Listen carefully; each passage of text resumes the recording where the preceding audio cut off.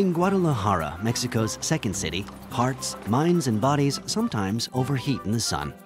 When they do, it's time to cool down at the Zoológico, Latin America's largest zoo. Even the spray from the fountains where they wet their gullets doesn't cool down some of these pink flamingos. The birds squabble endlessly. You could almost imagine the basins were filled with tequila, not water.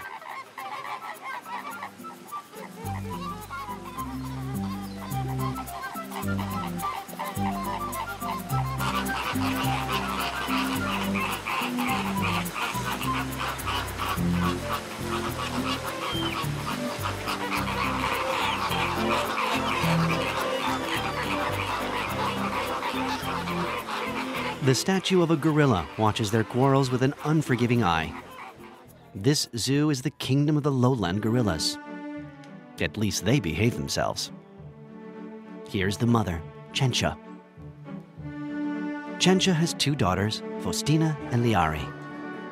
The public knows the story of the Guadalajara gorillas by heart. They know how the big male, El Chato, once escaped and was recaptured, only to get away again. They know how Faustina and Liari lost their father when he died of a heart attack. Faustina's plump belly reveals her insatiable appetite. Chencha, the mother, tests her new hammock.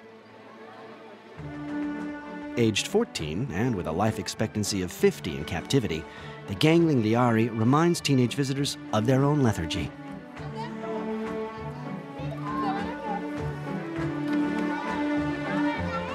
Liari's bored. What will she do once she's finished chewing on Mom's net? She lost interest in the endless stream of noisy humans long ago. Her answer?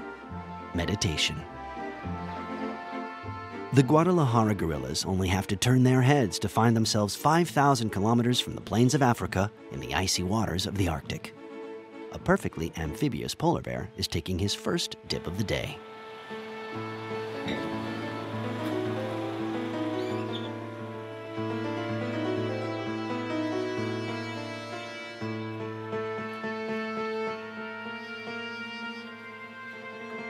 A glance north, and we find ourselves in the land of the black bear, native to Canada and the United States.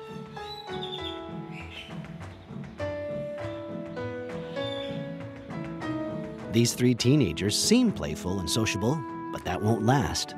When they grow up, they'll become solitary,